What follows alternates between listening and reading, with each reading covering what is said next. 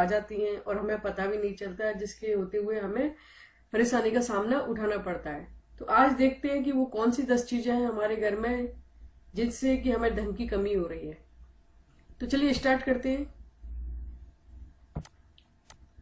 लेकिन सबसे पहले, आपने हमारा ये चैनल अभी तक सब्सक्राइब नहीं किया है तो प्लीज सब्सक्राइब कर लीजिए, ताकि हमारा जो आने वाले वीडियोस हैं वो आपको प्रॉपर मिलते रहें। तो चलिए स्टार्ट करते हैं। सबसे पहले जो आता है वो है जैसे कि कबूतरों का घर जो होता है। कबूतर क्या करते हैं, हमारे घर में आ जाते हैं, कहीं भी एक घोंसला बना के उसमें रहते हैं और उसमें आवाजें करते रहते हैं गुडरू गुडरू करके। तो जो आवाजें वो करते हैं गुडरू गुडरू करके, वो हमारे घर के लिए शुभ नहीं है। ये क्या है कि एक नेगेटिव चीज असर छोड़ती है हमारे घर में, जो हमारे घर के लिए ठीक नहीं होती है। इसके बाद आता है चमगादड़ का प्रवेश। जब चमगादड़ घर में प्रवेश करती हैं, आपने देखा होगा कि चमगादड़ अक्सर ऐसे स्थान पर रहती है जहां बिल्कुल सुनसान होता है, यहाँ कोई न रहता है। तो इनका घर में प्रवेश होना इसी बात का संकेत है कि घर में कोई या तो दुर्घटना होने वाली है, या फिर ऐसी कुछ चीज होने वाली है आपके घर में जिससे आप घर शायद छोड़ के जा सको। ज्यादातर मैंने इस केस में देखा है कि या तो घर में एक्सीडेंट वगैरह ज्यादा होते हैं उस घर में जिस घर में चमगादड़ रहती है, या फिर आकस्मिक कोई मृत्यु हो जाती है, या फिर कह सकते हैं कि उनको कोई भी प्रॉब्लम हो सकती है जिसकी वजह से वो घर छोड़ के चले जाते हैं। तो इस चीज का विशेष का ध्यान रखें कि आपके घर में चमगादड़ का प्रवेश ना हो पाए। इसके बाद नंबर 3 पे रखा है मैंने मधुमक्खी का छत्ता। मधुमक्खी अपने मुंह में डंक लेके घूमती हैं, जो कि कह सकते हैं कि डंक यानी कि शत्रुता। तो यदि मधुमक्खी का घर में प्रवेश होता है तो कहते हैं कि घर में जो जितने लोग हैं वो आपस में लड़ाई झगड़ा कहीं ना कहीं कारणों से करते रहते हैं। तो मधुमक्खी का छत्ता बनाना भी हमारे घर में शुभ नहीं है। इसके बाद आता है कि नल का टपकना।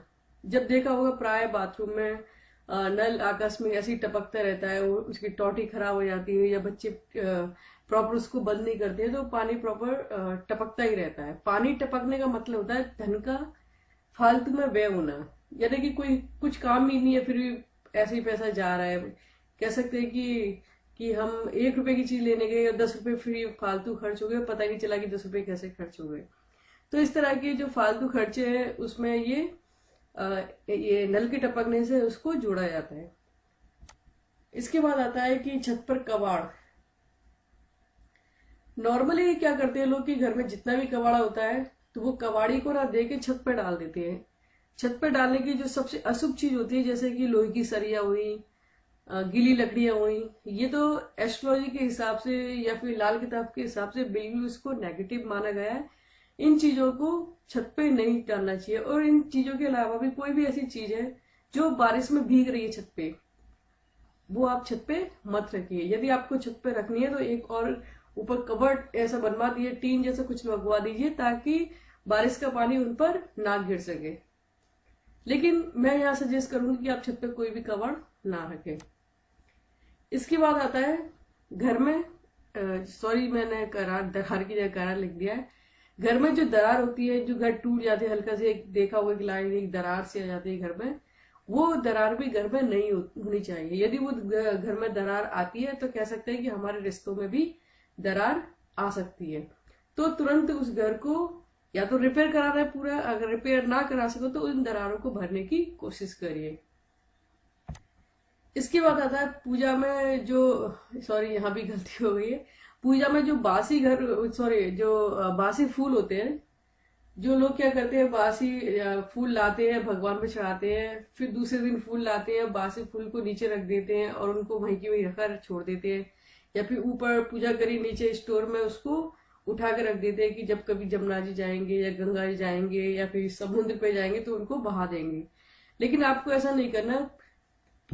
खासकर जो पुराने फूल है और प्रसाद जब भी आप घर में लाओ उसको तुरंत खा लेना चाहिए, या फिर नहीं खा सको तो दूसरों को उसको दे देना चाहिए। वैसे ही फूल होते हैं, फूल भी आप जब दूसरे दिन नए फूल लगा रहे हो भगवान पे तो पुराने फूलों को तुरंत वहां से हटा दें या घर से बाहर कहीं भी उसको दे दें। इसके बाद आता है शीशा का टूटना।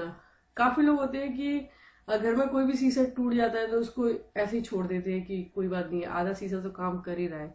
लेकिन घर में सबसे जो नेगेटिव एनर्जी आती है ना, वो शीशे के टूटने से ही आती है। और घर में जो ज्यादा कलेश और जो विपत्ताएं इस तरह की आती है, तो वो शीशा के टूटने से ही आती है। तो इसके दो उपाय, या तो शीशा को तुरंत उठा के फेंक दे, फेंकने का मतलब ऐसे नहीं, घर से बाहर निकाल दे। और या फिर अगर नहीं आप निकाल पाए, शीशा ज्यादा बड़ा है, कॉस्टली है, तो आपको क्या करना है कि उस शीशे को जितना वो टूट रहा है वहां से उसको ढक दे, ताकि इस घर के किसी भी सदस्य की जो सूरत है, जो फेस है, उसमें खासकर जो टूटा भाग है उसमें उसका फेस ना दिखे। तो मेरा ये सजेशन है यहाँ पे कि आप टूटा हुआ शीशा यदि छोटा है तो आप उठा के उसको बाहर निकाल दीजिए। इसके बाद आता है बिजली के उपकरण। अगर आपके बिजली के उपकरण कोई भी ऐसे खराब हो गए, बिजली के उपकरणों को, इसको हम देखते हैं कि एक लग्जरी जो होता है, कहते हैं कि जैसे टेप, रेडियो, टीवी, ये सारे लग्जरी आइटम में आता है। लग्जरी हमें यदि हम एस्ट्रोलॉजी के हिसाब से देखते हैं तो लग्जरी हमें शुक्र के अच्छे होने से ही मिलती है। यदि शुक्र खराब हो जाता है तो हमें इस चीज का जो भोग होता है वो हमें नहीं मिलता है।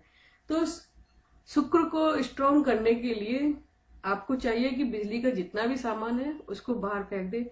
हाँ, इसमें सबसे, यदि बिजली का सामान आपका घर में पड़ा है फालतू, कोई यूज में नहीं आ रहा है और खराब ही पड़ा है वो, तो मैंने ऐसे केसेस में देखा है उस घर में बहुत ज्यादा पति पत्नी के झगड़े होते हैं। तो जब भी मैं उनसे पूछती हूँ कि भाई आपके झगड़े इतना क्यों होते हैं, तो वो बोले पता नहीं क्यों, ऐसे ऐसे बैठे बैठे हम लोगों में बनती नहीं है और बैठे बैठे लड़ जाते हैं। मैंने कहा अच्छा। जब मैं उनके घर में कभी ऐसा मौका होता है कि उनके घर जाने का होता है तो मैं ऐसे ही पूछती हूँ कि भाई ऐसे घर में क्या ये सही है क्या, तो बोले नहीं ये सही नहीं है, ऐसे खराब हो गया काफी टाइम से। तो इस तरह की चीजें मुझे देखने को मिलती है कि उनके घर में वो सामान टूटा पड़ा है या फिर सही नहीं है, जो वर्क नहीं कर रहा है। तो मैं उनको सजेस्ट करती हूँ कि भाई ये जो जितना भी आपका इलेक्ट्रॉनिक सामान है इनको घर से बाहर निकालो और इस तरह के सामान घर में ना रखो। तो पति पत्नी का भी जो झगड़ा होता है उसको हम सीधा बिजली के उपकरणों से जोड़ते हैं। तो मेरा यहाँ पे सजेशन है कि आप जो भी बिजली का उपकरण है घर में, जो बिजली का सामान है आप जो यूज नहीं कर रहे तो उनको उठा के बाहर निकाल दें। इसके बाद आता है मकड़ी का जाला। मकड़ी के जाले को आप देखें कि कभी भी घर में आप मकड़ी के जाले को ना आने दें। मकड़ी का जाला कह सकते हैं कि वो अपना ही प्रारूप घर में पूरे में बिखेरना चाहती है। तो यानी कि जब कोई अपने घर को लेगा तो कैसा लगेगा, तो वो क्या है, पूरे घर को चाहती है कि मैं इस घर में रहूं और बाकी सब बाहर। तो ऐसा कुछ कॉम्बिनेशन वहां से बनता है। तो मेरी ये सजेशन है कि आप मकड़ी का जो जाला है उसको कहीं भी XYZ घर का कोई छोटा सा भी कोना है, वहां छोटा सा जाला हो, उसको भी वहां से हटा दे। ये भी एकाकी का कारण है। तो ये थे छोटे से टिप्स जो धन को रोकने में बाधा उत्पन्न करते हैं। उम्मीद करती हूँ कि आपको ये वीडियो छोटा सा पसंद आया होगा। अगर पसंद आया तो प्लीज, आपको लगता है कि हाँ ठीक है, अच्छा है ये उपकरण, सॉरी जो छोटे से उपाय है, तो आप दूसरों के साथ इसको शेयर जरूर करें। और आपको यदि पसंद आया तो प्लीज इसको लाइक जरूर करें। और हमारे आगे की वीडियोस देखने के लिए लगातार आप देखने के लिए आपको चाहिए कि आप